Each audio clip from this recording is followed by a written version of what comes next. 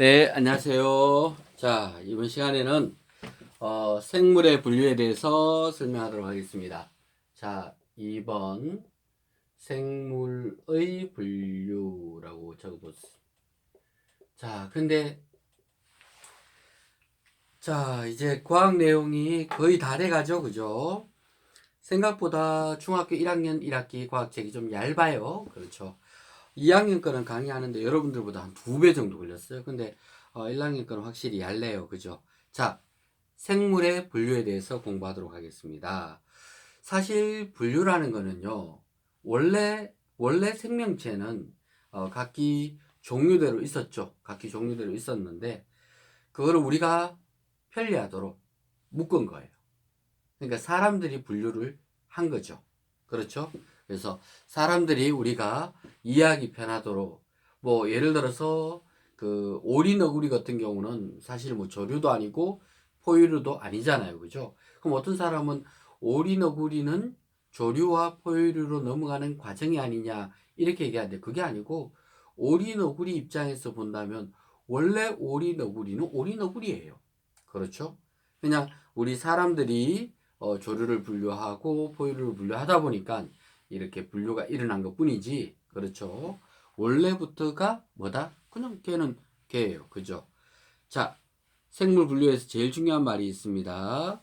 자, 생물을 비슷한 종류끼리 이렇게 묶어주는 거죠. 그죠?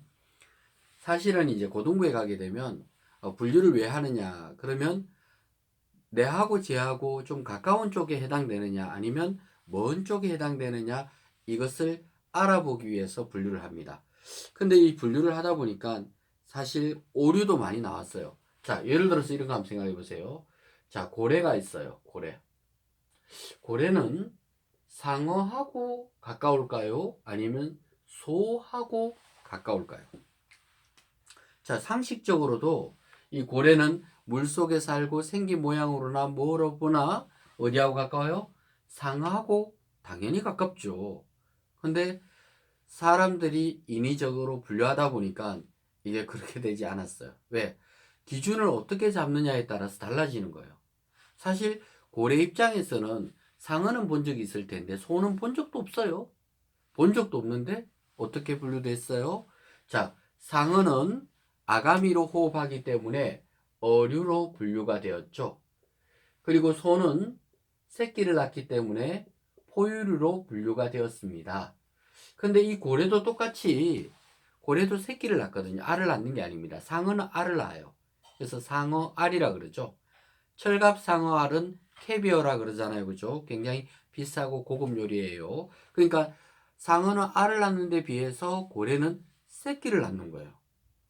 사실 덩치가 크니까 알보다는 새끼를 낳았겠죠. 그렇죠?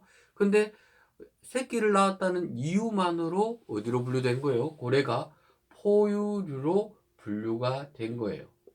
그러다 보니까 이 분류된 입장에서 본다면 고래는 소하고 가깝고 상어하고는 멀게 되는 거죠. 이 관계가. 그렇죠? 아, 근데 고래 입장에서 생각해 본다 보면 좀 당황스럽기 그지없습니다. 그죠?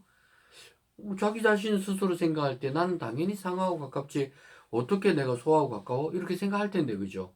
그러니까 이 분류는 누가 했다고요? 사람들이 분류를 한 거예요. 그렇죠? 그러니까 사람들이 분류를 했다는 것을 잘 생각하시면서 내용을 따라오셔야 되겠습니다. 아시겠죠? 자, 그 다음에 생물 분류의 기준을 보겠습니다. 사람의 편의에 따라서 분류하기도 했습니다. 또는 생명체 생김새에 따라서 정확하게 구분하기도 했어요. 그렇죠. 자, 그러면 사람의 편의에 따라서 분류한 경우는 거기 보면 약용식물과 식용식물이 있죠. 그러니까 똑같은 식물인데 사람이 약재로 쓰면 약용식물이겠죠. 근데 사람이 먹을 때 쓰면 식용이겠죠. 사람 기준 맞죠? 사람에게 약이 되느냐, 음식이 되느냐에 따라서 약용이냐, 식용이냐. 그렇게 분류가 된 거예요. 또, 사람과 똑같은 육지에서 살면 육상생물이라 그래요. 그죠? 근데 물속에 살면 수중생물이 되는 거 맞죠? 그래서 육상동물이냐, 수중이냐. 이렇게 구분하는 것도 사람과의 이 서식처, 사람과 같은 데서 사느냐, 아니면 다른 공간에서 사느냐에 따라서 사람을 기준으로 분류했다라고 보시면 되겠습니다. 그렇죠? 그래서 서식지에 따라서 육상과 수중으로 분류했고 이게 사람 기준이에요. 사람이 약용이냐 식용이냐 뭐 그죠? 이렇게 또 생명체 고유한 모양에 따라서 분류하는 것도 나와 있죠. 그러니까 생김새라든가 뭐 척추가 있는 동물이냐 척추가 없느냐 뭐 이런 거 번식 방법 아까 알을 낳느냐 애끼를 낳느냐 또 새끼라는 발음하기가 그래서 애끼를 낳느냐 알을 낳느냐 이렇게 분류하기도 하고 뭐 아가미 호흡을 하느냐 폐호흡을 하느냐 광합성을 하느냐 마느냐 그죠? 그러니까 유전자에 따라서 또 분류하기도 하고 그거는 생명체 자체의 생긴 구조와 모양에 따라서 분류한 거 맞죠? 사람하고 관계되는 것은 아닙니다. 아시겠죠? 그죠? 자, 그래서 분류 기준이 인위적인 분류가 있고 사람에 따라 분류하는 게 인위적인 분류라 그래요. 인위. 사람 인자죠. 인위적인 분류. 그리고 자신의 생긴 모양에 따라서 분류하는 것을 생물학적 분류다라고 얘기합니다. 근데 고등부에서는 이런 식으로 단어를 사용하는데요. 이 단어를 여기서는 좀 쉽게 표현한다고 사람에 의한 인위적인 분류를 사람의 편의에 따른 기준이라고 적혀 있네요. 그죠? 그리고 이 생물학적 분류를 생물 고유의 특징이라고 적어놨네요. 그죠? 그러니까 이렇게 표현이 고등부하고 중등부하고 조금 다를 뿐입니다. 그리고 생물을 분류하는 목적에 나와 있죠. 아까 내가 가까우냐 뭐냐를 체크하기 위해서 이 분류를 한다 그랬습니다. 그죠? 그래서 생물의 분류의 목적은 1번에 나와 있습니다. 생물과 생물 사이에 멀고 가까운 그렇죠. 중요한 건 그거예요. 멀고 가까운 관계. 그죠? 근데 분류하다 보니까 아까 고래는 상어랑 가까워요, 소랑 가까워요. 뭐 분류하다 보니까 어쩔 수 없이 누구랑 가까워요? 소랑 가깝게 할 수밖에 없었던 거예요. 그죠? 여러분들 입장에서는 지금은 쇼크죠, 쇼크. 그렇죠. 나도 쇼크인데, 근데 계속 이렇게 배우다 보면 쇠뇌 교육이 돼요, 또. 그죠? 나중에 고등학생 어른쯤 되게 되면, 고래는 상어랑 가까워요, 소랑 가까워요. 그러면 아무렇지도 않게 당연히 소랑 가까워요. 이렇게 대답을 하게 될 겁니다. 그렇게 좋은 현상이라고 볼 수는 없죠. 하여튼 사람의 편리에 따라서 그렇게 분류를 했다라고 보시면 되겠습니다. 아시겠죠? 그죠? 그 다음에 새로 발견한 생물이 어디에 속하는지를 찾아보는 거죠. 또 같은 무리끼리 이렇게 특징들이 비슷한 것을 묶어보는 것이 이 분류의 목적입니다. 뭐 다른 목적은 중요한 게 아니고 이 멀고 가까운 관계에 대해서 나타나는 것이 중요합니다. 아시겠죠? 그 다음 생물의 분류 단계에는 보게 되면 종, 그리고 속, 과, 목, 강, 문, 개. 이거는 외우셔야 돼요. 종속, 과목, 강문, 개. 여기서 제일 작은 단위가 종이에요. 종. 그래서 그 다윈이 쓴 책의 이름이 종의 기원인 거예요. 종이명 종류라고 보시면 돼요. 근데 정확하게는 종하고 종류는 조금은 또 의미가 다릅니다. 하여튼 순서가 종, 속, 과, 목, 강, 문, 개. 그 대표적인 예가 밑에 하나 나와 있습니다. 그렇죠? 자, 거기 들고양이가 나와 있네요. 그럼 들고양이는 어디에 속하는지 보도록 하겠습니다. 일단 첫 번째 들고양이는 어떤 개에 속해요? 동물계에 해당돼요. 동물계. 동물이잖아요. 그죠? 그리고 들고양이는 문은 무슨 문에 해당되느냐 하면 척삭동물문이라 그랬어요. 척삭동물이 뭐냐면 척추뼈가 있는 거예요. 등뼈가. 그러니까 어류, 조류, 양서류, 파충류, 포유류 이런 것들은 척추뼈가 있잖아요. 그죠? 그래서 척추뼈가 있는 경우를 척삭동물문이다 이렇게 얘기합니다. 그리고 포유강이라 그랬죠. 우리 몸속에 어떤 위장이라는 공간, 이런 공간으로 나눠진 경우를 포유강이라고 합니다. 아시겠죠? 그리고 식육목에 해당되고 과는 고양이과, 고양이 속, 정확하게는 들고양이 종에 해당된다. 이렇게 분류가 되는 거예요. 그죠? 그러니까 뭐 한 개 한 개 다 외울 수는 없지만 제일 낮은 단계가 종이고 종속, 과목, 강문계 이 순서 정도는 암기를 해 주시는 것이 맞습니다. 아시겠죠? 그죠? 그래서 종이 가장 기본적인 단위다 라고 보시면 되겠습니다. 자, 그 다음에 생물의 5개라는 것이 나옵니다. 이 파트가 이제 조금 내용이 할 만한 게 있겠네요. 그죠? 자, 보도록 하겠습니다. 생물의 5개라.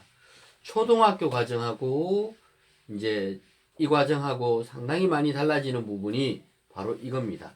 여러분들은 초등학교 때 배울 때 동물 아니면 식물 2개를 배웠거든요. 2개. 그러니까 초등부 과정에서는 주로 2개를 배웠습니다. 2개. 아까 개가 뭔지는 알죠, 그죠? 그러니까 종속, 과목, 강문, 개. 개가 제일 큰 단위예요.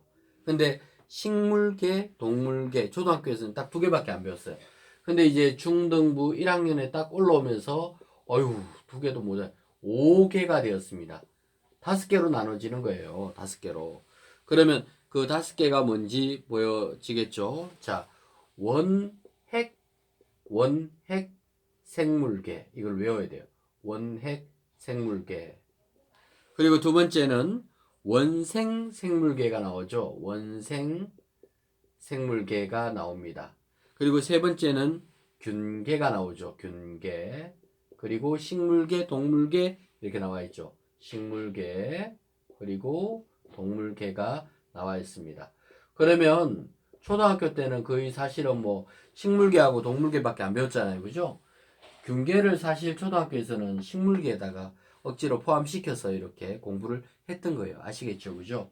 원핵과 원생도 뭐 일부만 동물계에 들어가고 나머지는 딱 싸잡아서 전부 다 식물계에다 집어넣어서 대략 공부를 했거든요.